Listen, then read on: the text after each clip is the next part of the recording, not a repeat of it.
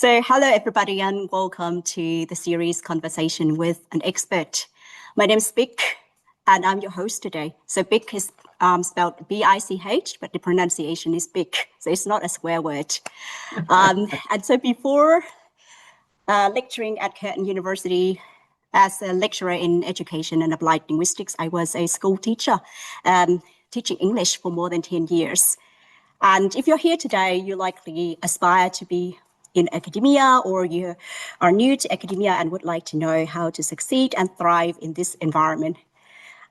So I myself am an early career researcher, and I am really excited to talk to Professor Leung today. And of course, to help us demystify this process, we are joined by Professor Constant Leung, Professor in Educational Linguistics at King's College, London. Professor Leung is a world-renowned authority in language education and assessment, and a fellow of the Academy of Social Sciences, and a researcher who has successfully secured so many competitive grants, such as the grant from the ECRs, the Economic and Social Research Council. And I think one of the participants has asked a really good question about how to secure funding from such a competitive body. But we'll get to that question soon. So, Professor Leung, your journey is a very powerful story of grassroots experience transforming into world-class academic leadership. Your success is built from the ground up, from school education to international acclaim. So could you please tell us about how you transformed fully into higher education at King's College?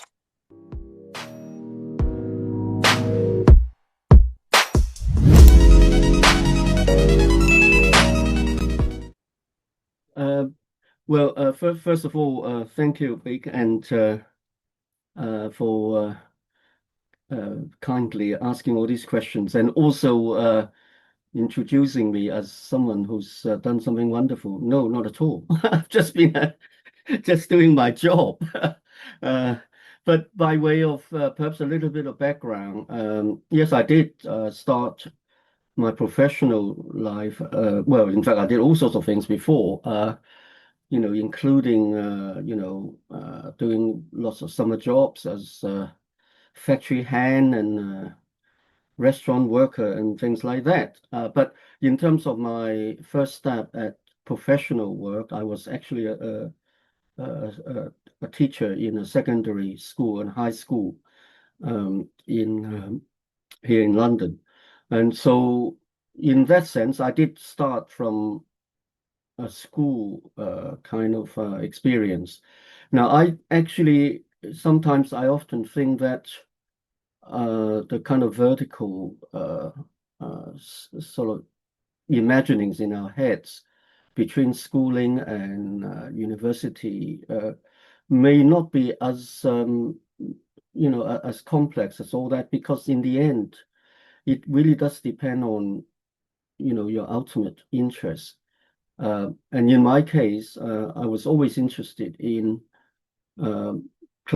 clearly in education, but from the point of view of a teacher, I was interested primarily in providing the kind of support for students who may be a minoritized background, because in the run of things, the mainstream system, wherever they are, and myself, I've been to Australia many times and spent some time in different places such as Melbourne and so on. So I kind of get a sense that the mainstream system, certainly in the Anglophone countries anyway, tends to not pay as much attention to minoritized groups in society. And one part of my kind of long-term interest and perhaps professional commitment is to make sure that everybody, I mean, all groups, can benefit from, public support and state sector provision. And so that's been the sort of underpinning. In terms of my own trajectory, I didn't sort several of the questions that had been posted to me a little earlier suggested that there was some kind of vertical climb from school to higher education.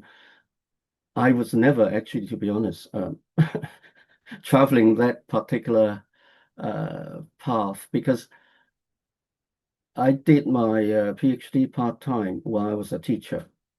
And in fact, as a teacher, I actually, not very successfully, but I did try and did manage, to be honest, publish research papers as a teacher. So from that point of view, I didn't have a kind of, if you like, a conventional kind of image of someone who's come through university, then master's and PhD, and then early career trajectories and things like that. I'd always mixed everything. So somehow or the other, I kind of, if you like, managed to muddle through.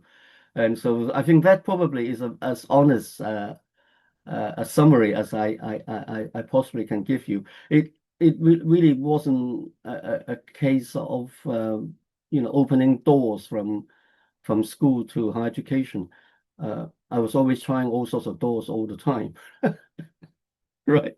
Amazing story indeed, because I did my PhD at Curtin University in 2010. And after I finished my PhD, and I realized that it was very difficult to get into academia, so I did my so that is why I find your story extremely inspirational, because well, it's not straightforward to me either. And so for today's session, can I just please go through some of the general rules for the format, and then we'll get the participants to ask you the questions directly, if you don't mind. So we have received 16 questions from the participants, and we will now ask the participants to raise the questions directly. Because we've got so many questions, we will probably expect 1 to 2 minutes answers for each question. And if you haven't submitted any question, feel free to put your questions in the chat, and I will invite you to ask them in the second half of the session. Have we got any queries or clarification for the process? If not, so can I please invite, the first one is Jemima. I think you've got a really good question about ECR, early career researchers, and their challenges that they experience. So Jemima, if you don't mind, could you go for the first question? Okay, thank you. I've got 2 questions. So you want me to ask the one about ECR first? Yes, please. Let's go through. So we go through all of the participants. It'll be 1 question at a time, so that we can maximize the participation of all participants. So can you ask the question about ECR first? Okay, wonderful. Yeah. So my question was, what were your greatest challenges as an ECR? So you've already kind of hinted that you kind of did a little bit of everything, and it wasn't quite a linear path. So what were some of those challenges as an ECR, and how did you overcome those initial challenges? So if you could go back to those years, is there anything that you would do differently? Right. Well, personally, I think I'll take this question in 2 ways. First is I'll say a little bit about my own personal experience, and then maybe a more general response in relation to what I see as the challenges facing ECR these days. Okay, so very quickly, the first one is that I actually, when I moved into higher education, I already had quite a lot of teaching experience at school level behind me. And as I said a little bit earlier, I had managed to publish 1 or 2 papers, academic research-based papers already. So my starting point there was actually how to learn to work and benefit from the opportunities in front of me when I moved into higher education, rather than to actually start with thinking about what an ECR might actually have to do, because by the time I enter higher education, I actually had quite a lot of teaching experience and a lot of professional experience behind me. And in a sense, I had sort of gone to quite a senior position within teaching. So, for instance, in the English system, I already had, for example, the sort of qualification as a school inspector and so on. And I had also done advisory work for teachers by the time I moved into higher education. So it was a very different kind of trajectory. I had gained a lot of experience already in education generally. And because my first sort of professional post in higher education was actually about education for minoritized learners in relation to English as an additional language. And obviously that's related to applied linguistics and to educational linguistics and so on. But you can see my own experience has been quite kind of different. I was lucky in that I was able to bring a lot of my professional experience plus some research hands-on experience with me already when I first started my work. But as to the more broader picture for ECRs now, I think we need to be sensitive to the environment in which we work. Right now, for example, in the UK, and I'm drawing on my own experience as a now relatively, as it were, experienced teacher in higher education.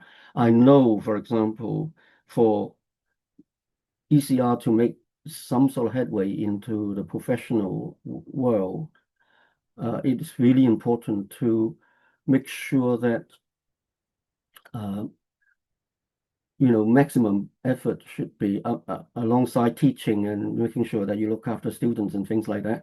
To put one or two high quality research papers out. That doesn't mean that you always have to work on your own, because these days I think collaborative work is valued a lot, particularly because of the multidisciplinary nature of our inquiry. So, work with colleagues who, you share a lot of common interests, and then, make sure that, what you publish is of good quality. That's in itself quite complex, but that is actually quite important.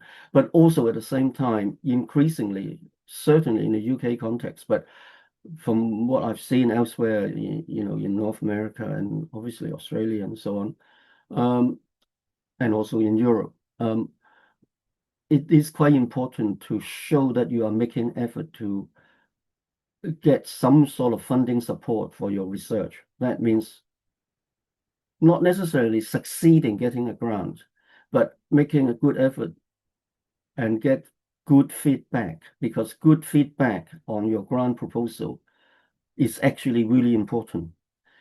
I mean, I know from my various encounters with funding agencies over the years, sometimes really, really excellent first-class proposals don't get funded. The reason for that is not anything to do with any kind of defect or some weakness or something's not right with a proposal, but there just isn't enough money to fund all the good projects.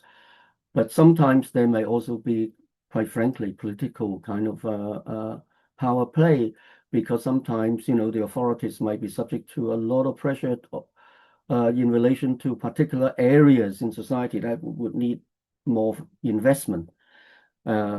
Now, of course, these things are very sensitive, but as professionals, we just have to learn to deal with them. But don't forget, one failed effort doesn't mean anything in the long run. Keep going, keep going. I think it's my answer. Okay.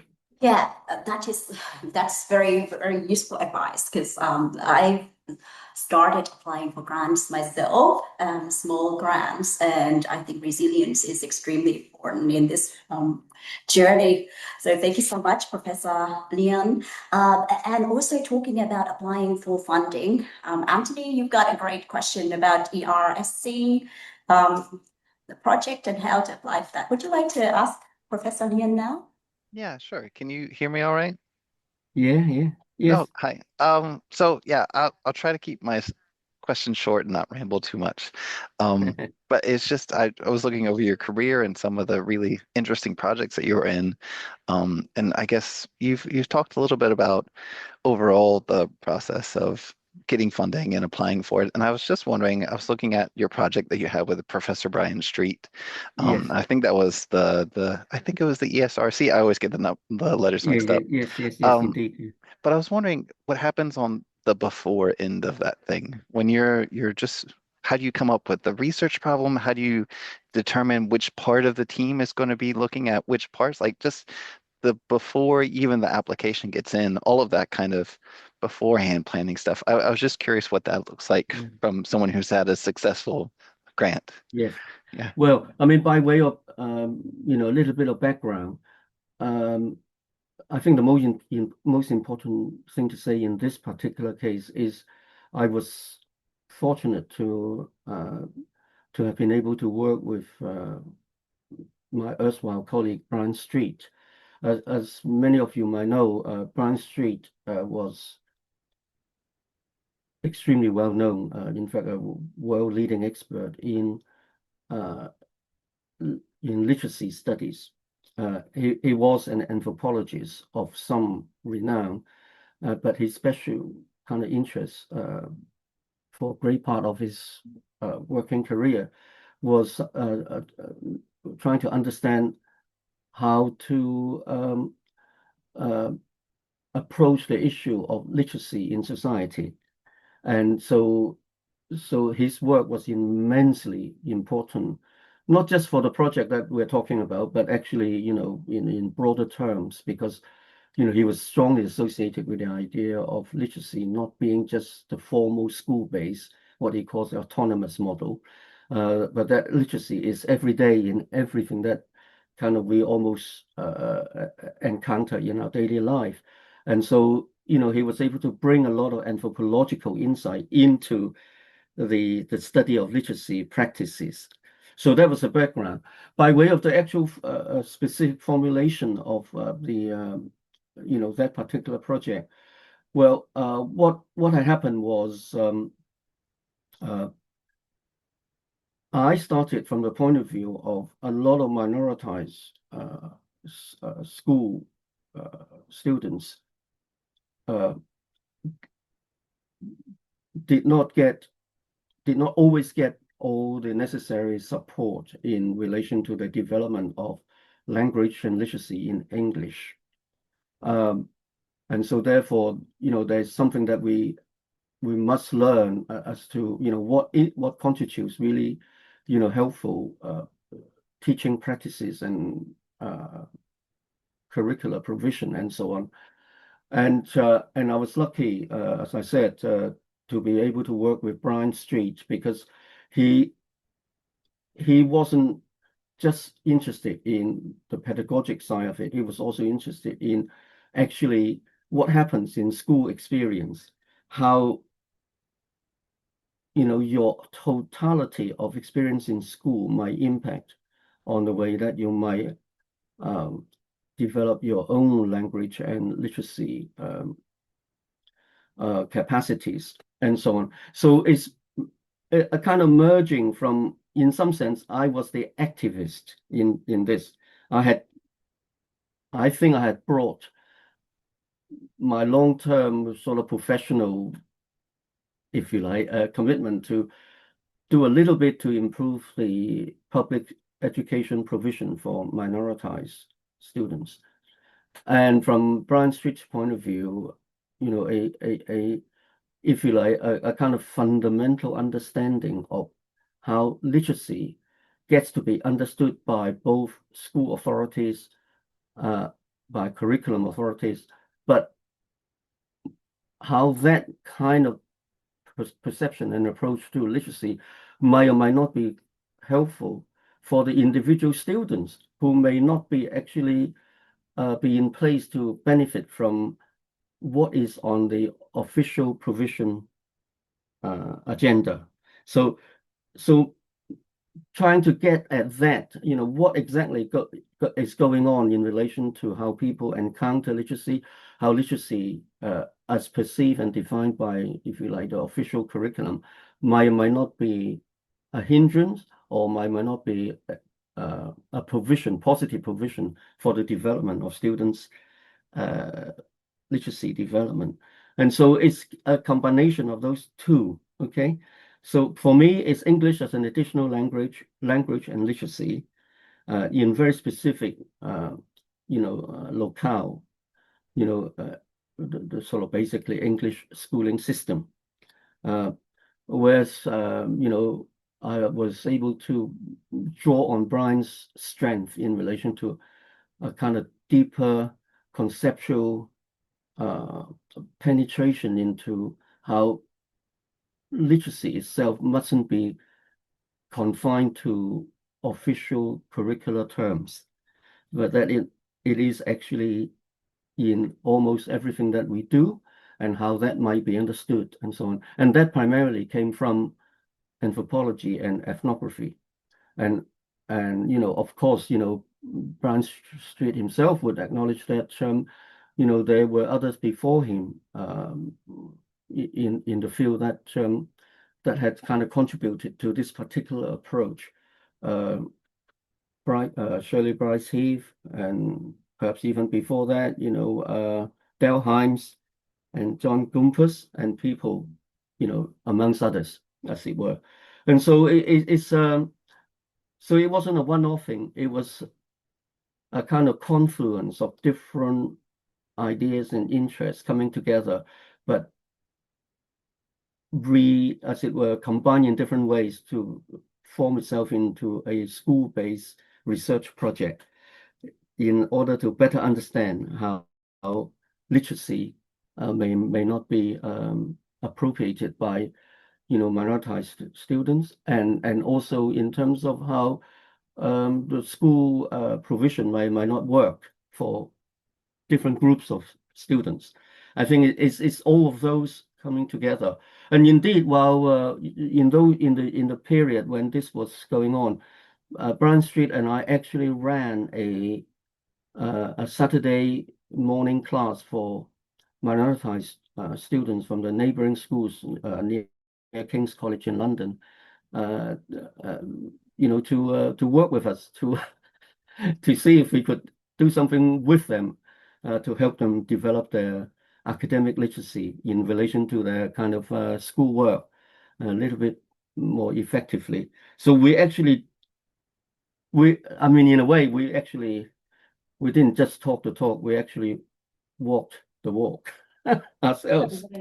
Amazing. Because my interest is also with school students and school-based research. So I've been investigating how to maximize students' linguistic acquisition by using authentic texts in order to use that as a material to promote acquisition. Fantastic advice. Thank you so much. Thank you, Anthony. Subashi. So Subashi is interested in more about research design. In order to, I guess probably Subashi is talking about a PhD study. So Subashi, would you like to ask your question? Yes, thank you. Professor, actually, these are the questions that I came across while pursuing my PhD study. So my first question would be, in your experience, how can doctoral researchers ensure that the theoretical underpinnings of an instructional intervention genuinely inform the research design, implementation, and interpretation of findings, rather than remaining only as a conceptual backdrop? That is my first question, Professor. Thank you. Thank you. A very difficult question indeed, but a very good one at the same time. I take it that I think you are referring to, if I'm correct, I think you're referring to some kind of action research, some sort of intervention, yeah, in a pedagogic process. Is that Yes, yes, Professor. I'm conducting some research and intervention with academic writing, argumentative essay writing with some EAP students, English for Legal Studies students. Right. Yes. Okay. I understand that. Yeah. Very interesting. Well, I think the first thing to say is action research of however you call it, because sometimes there are different way of describing the same sort of approach. Sometimes I think is called design-based approach and all of that, right? But essentially what we're talking about is a matter of design in relation to the way you conduct your research. And if an intervention is involved, then it necessarily means that the part played by your research participants, in other words, the people you're working with in the introduction and in the implementation of any form of intervention, meaning doing something different, if you like, they are absolutely key to the success of any kind of action research. And so therefore they must be part of initially the design of the intervention itself, what might not work in their minds, over and above, if you like, what the researchers themselves might bring to the project. Because sometimes, as you know, we all have our ideas of how to resolve a difficult challenge, but actually we represent nothing more than one part of a much bigger complex process, and the people who are directly involved in the human reality of that social educational process would be the teachers and other educational workers and the students themselves. They are at the heart of it, so they must be brought into the center of the research design. That means, though, both in terms of the conceptualization of the intervention itself must be subject to a lot of critical working over between the researcher and the participants on the ground in order for any of the intervention to have even the remotest chance of being implemented at all. So that's the first thing. The second thing is the data arising out of that must be, if you like, directly associated with the activities and the participations of the people involved, and how, for example, the intervention might have triggered some different ways of conducting themselves. In other words, the impact of the intervention, but also how they see the impact, how they see their own action. So their own interpretation is really very much part of the actual outcome of the intervention. And so once you got that, then you have obviously there will be technical issues related to what kind of data do you need. Is it based on observational data? Is it based on some sort of, as it were, more formal testing results? Now, it could be a mixture of all of those things. I don't think there's any one magic formula, but the researchers and the participants on the ground should come together and determine which source of or which part of the data should be used for this kind of interpretation, and which part of the data should be used for that part of that kind of interpretation, and so on. So the so that the use of data itself would also be something that the participants themselves would have a say, right? Not just used by a kind of standard academic data analysis procedure by the, if you like, the researchers themselves. So all of that would suggest that right from the beginning, the participants are at the center of the whole of the process, and that the collaborative effort should be of, if you like, a kind of parity, with the researchers bringing specialist research-based knowledge, theory, concept, data collection methods, and data analysis frameworks, and so on, so on. That's obviously the part of the researchers. The participants themselves should be able to provide openly and freely what they think is happening,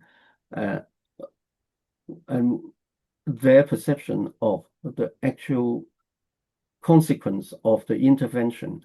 And that actually is really a big part of it, because sometimes we do these things and we think we've succeeded, but in fact, in the end, it doesn't amount to anything, because from the local participants' point of view, it's no more than just a kind of minor interruption in what is otherwise an ongoing kind of process of the same, and so on. So there are all kinds of things like that. So action research has to be collaborative and has to be kind of, if you like, participatory, but in ways that's informed, not just sort of randomly having people saying different things, but knowing exactly, who has the strength in what and how these things can come together. But also the idea of action research should really have a longer view than the duration of the intervention itself. Why are we intervening at all if it has no long-term consequence, and particularly positive consequence? So I think that's how I would see it. Okay. Wonderful. Thank you, Prof. And sorry, thank you so much for your great question. We'll come back to you with the next question soon. Okay, so now let's turn to a really interesting topic, which is AI. And I'd like to invite Levi to raise your questions. You've got a wonderful, I think in the audience, we got 2 questions about AI that we invite Levi first. Okay, well, thank you very much. Thank you very much for coming today and talking with us. I'm sorry, I've written a little bit of a nerdy question, but obviously generative AI in real-time translation, they're becoming more sophisticated and people are using them more. And I work outside of the Anglosphere a fair bit, and a lot of the discussion outside the Anglosphere now is beginning to ask whether we even need English language education in the same way that we've needed it in the past. So I guess my question is, what kinds of English and what kinds of literacy and what kinds of judgment do you think will continue to matter into the future, given these kind of changes that are taking place? Right. Well, that's very interesting, because I think you have rightly pointed out that AI is going to be progressively integrated. Now, by that I don't mean it will play an increasingly greater part, but it's simply that it will be integrated. But to what extent would depend on the actual nature of the literacy activities, if you like. Okay, so there isn't one kind of AI universal influence that will run through all literacy activities or language activities. Not at all. But it will be there. It will be integrated in some way, even if it's remotely so. So, for example, right now, like it or not, for those of us who no longer write by using a pen, but writing on the keyboard, well, there's a whole lot of AI behind, all those word packages already. And so even if we're not consciously using AI is in the background running through everything that we kind of do. So from that point of view, we need to be realistic and think and realize that, there's a lot of what we do is already in some kind of I think non-conscious way, we are relying on AI, whereas before we had to be paying attention to, for example, I mean, even down to things like spelling, using the word packages. Chances are, we tend not to misspell because it does. Many of those packages actually would correct your spelling anyway. And so there are all kinds of things like that. But more significantly, one of the things that we certainly in formal education, the kind of things that we value beyond, if you like, the more kind of, as it were, basic requirements, such as knowing words and knowing sort of grammar rules and things like this. One of the important things that I keep coming across from people from all walks of life, not just in education, is to be able to think critically. And by that, I think they mean being able to process information in a way that is appropriate, not just sort of taking, put some input into any kind of, AI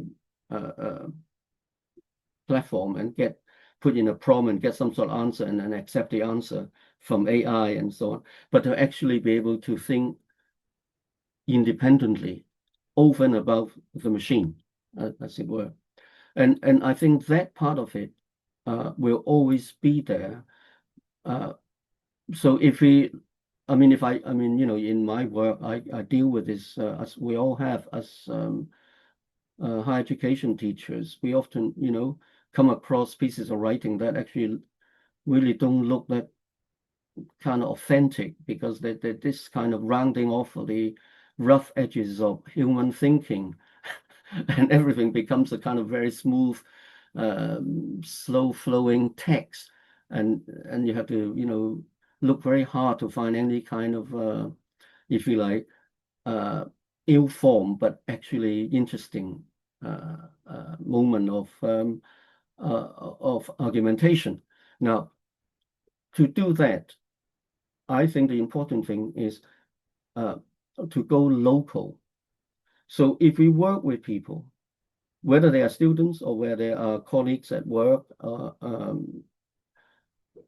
if you actually understand what you have to do in local terms and not in sort of broad, if you like, general universal terms, then you cannot rely on AI at all for everything that you do. So let's just say, I teach a class, let's say on language assessment, and at the end of the module, there are assignments to be written by students.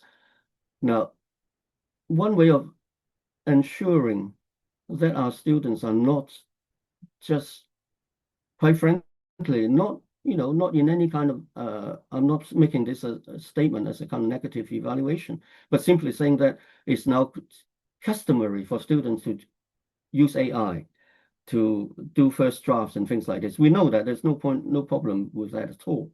But the point about it is, if we invite our students to write some sort of assignment to reflect on, to demonstrate, and to advance their thinking in relation to what they have done with you in class, then one way of thinking about that would be inviting the students to actually engage with not just what's in the textbooks, because that's universally available. All you need to do is to just get it, right? But actually to engage with what's going on in the classes, in the discussion, in the seminars, in the discussion groups, and invite the students to actually pay attention, pay as much attention to that part of their experience as the reading that everybody can get from a book or from from some sort of website. And so if you go local, then it's not a big story, because that means you return to the human interaction. And that, I think, is where I can see AI is actually very useful, because it makes certain things easier. So for example, you know, if you want to do a literature search, you can do the first run of it using AI platforms. But then you realize that whatever you get from them must be interrogated against your own experience of what you've done with your classmates, with your teachers. And so you suddenly begin to see that there's a much richer world between how other people, including your teachers and your classmates, have understood what you've been trying to study, and what out there, some sort of, you know, input-based, input-driven, as it were, AI output would offer you. And by critically looking at both, you begin to understand that,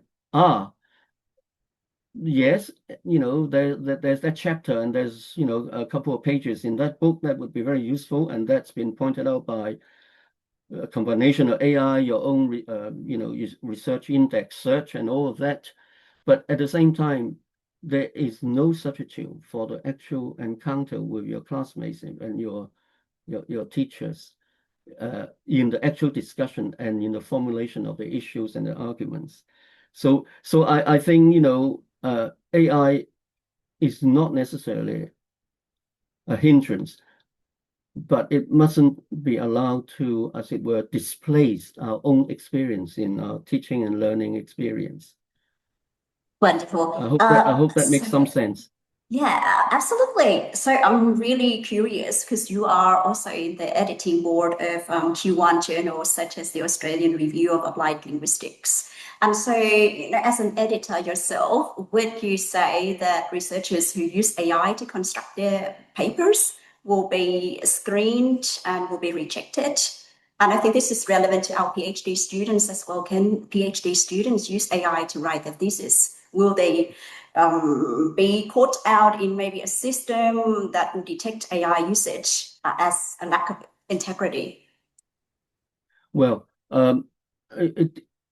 I think it rather depends on the way AI is used. I think if AI is used for example, recasting a provisional text, a draft, and you want to use that as a form of assistance, I think that's perfectly okay, as long as you don't actually take the AI text as your own. But the point is, AI actually is very good at recasting. Not necessarily good quality, but it's good at it. Okay, so, you know, I wouldn't sort of trust AI to kind of produce a wonderful text for you, but it's very good at producing basically at the speed of light, alternative versions of what you might actually want to say. But so that actually is not a bad thing, but you need to exercise judgment at that level of AI use. But AI cannot actually be a substitute for your own argumentation, because there's no way that any AI system would be sentient enough to know what's on your mind. Okay, now by sentient, I mean we as researchers, as university students, as university teachers, we understand the issues that we want to investigate in a very, very particular, highly situated, deeply contextualized ways.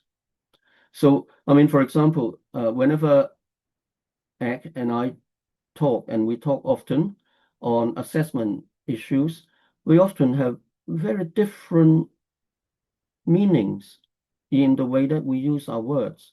And so we often have to ask each other, what do you mean by this?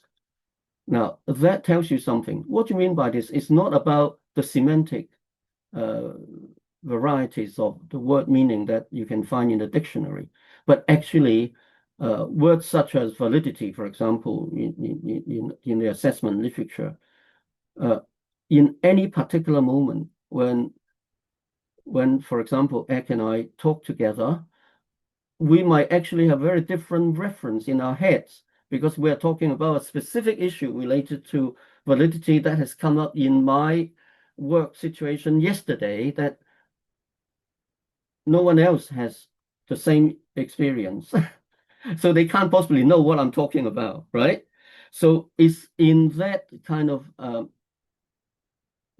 encountering, interrogating, and if you like, disinterring of the human meaning in our own language use that we need to be very conscious of, and to actually make sure that our own understanding through the sentiency of our, if you like, our human capacity to bring into our research the argumentation, the way we use the literature to support our argument, and so on, so on. So really, really, it is perfectly okay to use AI, but AI can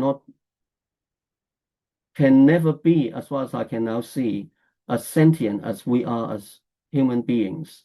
Now, I know there's an argument that AI might gain some sort of consciousness in the future. I don't exactly know what that would look like, but if consciousness is this sort of somewhere near the idea of being sentient, then I suspect we're always going to be quite different from AI, because AI can never be experiencing the same thing as people like you and me. And the way we ask questions, the way we ask,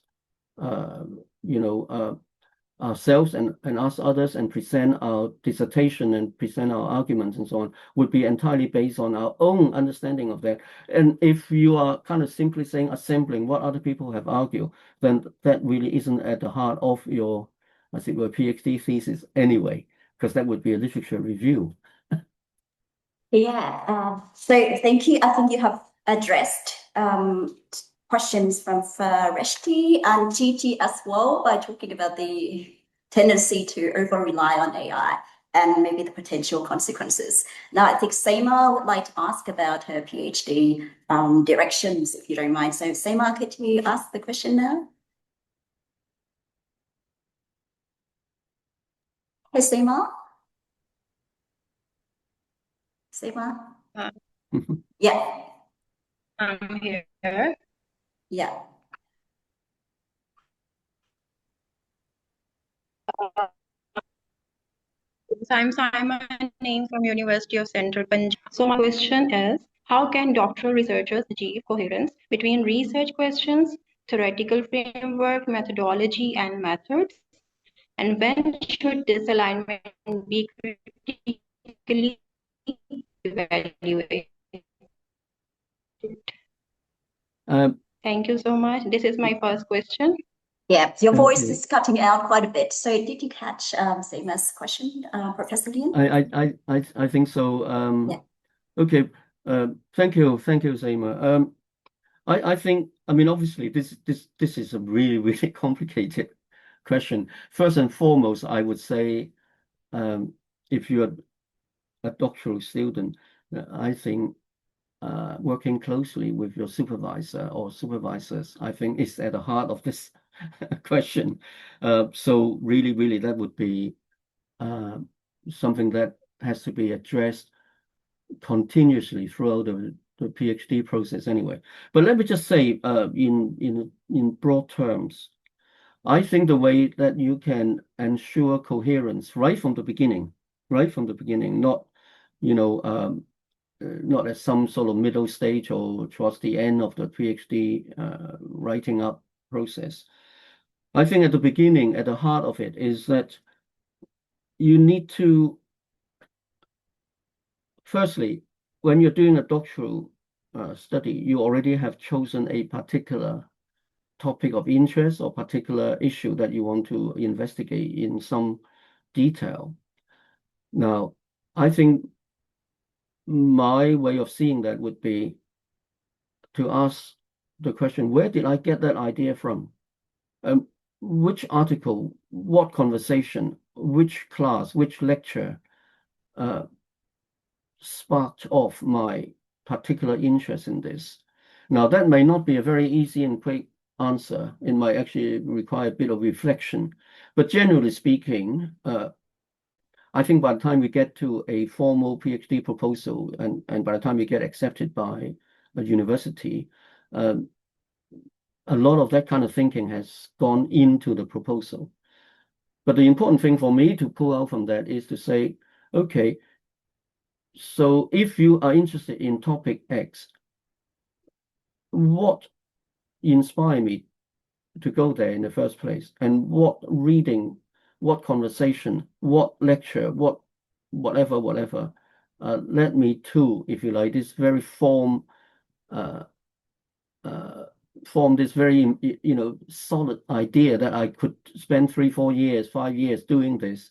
And so therefore it becomes something that you have to kind of dig into yourself to find out the books, the articles that have informed you. And from there, you begin to actually see very quickly what would be the theoretical position, what would be the methodological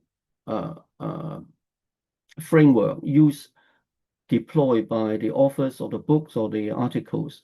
And that actually might give you the first insight into not just the topic, but the methodology and the way you actually collect data, because all of the things that inspire you in the first place would have done some of those things. And so therefore, if you want to go in the same direction to cover some issues within that particular domain, there's a good chance that you are already thinking along those lines. So bring those out, and that would give you, if you like, you know, this kind of throughput, the kind of coherence that I think you're referring to between the central idea in your research, the theoretical underpinnings, which would obviously be part of the sort of readings that you have done, and then the articulation of the theory to the research methodology. And of course, your supervisor would be on hand to provide you know, critical comments on your kind of thinking on a day-to-day, week-by-week basis. And so I think combining those two, I think you would be in a good place. So there's no particular, I think I wouldn't say that, oh, you should really pay attention to the kind of theory and method coherence issue at the midpoint of your PhD process. I think it has to start from the beginning. It doesn't mean that you don't make minor modifications here and there. Of course you do. But the point is that idea of theory mapping onto methodology and onto data collection, onto data analysis, onto finding, interpretation of data for findings and so on, should really be there in the first place. But of course, you know, some of the finer points would have to be, I think, were worked on along the way, and the supervisor would be in the best place to advise you on that, because there suddenly you have both got the kind of intellectual you know, challenges as much as the crafting of a text level challenges, but the supervisor would be there, I think, to support. Thank you. And the last question is from Tomomi. I think we've got 5 minutes left. So Tomomi, would you like to raise your question about also your PhD interests? Yeah. Yes. Okay. My question is, how can researchers, for example, like with multiple research interests, for example, like third language acquisition or vocabulary learning or ESP curriculum, this kind of a case, how to integrate them into a coherent doctoral research agenda? This is my question. Yeah, this is actually very, very interesting. And I actually see many of these sort of issues, I think even on a sort of weekly basis, as I receive PhD proposals from potential students. And I think maybe my answer has been hinted at already in my last response, and that is, if you are drafting a research proposal for a doctoral program, you will have already clearly read quite a lot on your MA, or sometimes, in some institutions, you don't need to have an MA to embark on a PhD, but you would have read a lot already. But anyway, one way or the other, you would have read quite a lot around the topic that you want to do your PhD in. So I think the way to think about that is to actually, if you are on the sort of initial journey to crafting the proposal, I would not simply develop an idea around the central substantive issue. So, for example, if you let's say want to look into how, for example, students acquire, if you like, the third vocabulary in the third language, okay, not second language. So we're talking about multilingual individuals who are now picking up on not the first, not the second, but the third language, okay? Now, of course, I mean, that is really kind of, a challenging issue. Now, but the way you approach that would be to say, well, what have I read to initially to spark my interest? And then what did these people do in their studies? And how did they get the data to demonstrate what they claim to be viable, for example? So you would then have to be sort of thinking about, yes, I read, 5 things from these language acquisition people with, specialist interest in acquiring third or even fourth language. How did they do it? Did they do it from the point of view of, some sort of cognitive process, meaning the processes that take place in one's, as it were, in one's head, or are these people talking about the environment? Are these people talking about the age at which third and fourth languages are acquired efficiently, or are they really talking about the language system of the third language? Because sometimes, some scholars actually look at the linguistic properties of a particular language as they relate to the challenges for the learning of it. Now, so once you ask that question, you begin to kind of be able to see, right, I read 3 things, let's just say, okay? And those are mostly to do with what's going on in one's head, okay? It's the cognitive, psychocognitive processing of language. One actually talks about the social environment, and one talked about age, let's just say, right? Then your job is to say, which of these would interest me most? Would I want to spend 3, 4, even 5 years doing that, using this approach or using that approach? How relevant it is to me? So those are the issues for the potential researcher to address. But the answers lie in, I think, in one's experience of these pathways that have led you to where you are now, your thinking. And so do a kind of reflexive analysis of your knowledge base. And I think that would be the way to try to answer that question. Okay, so there's no magic in this. It's all in your experience, I think.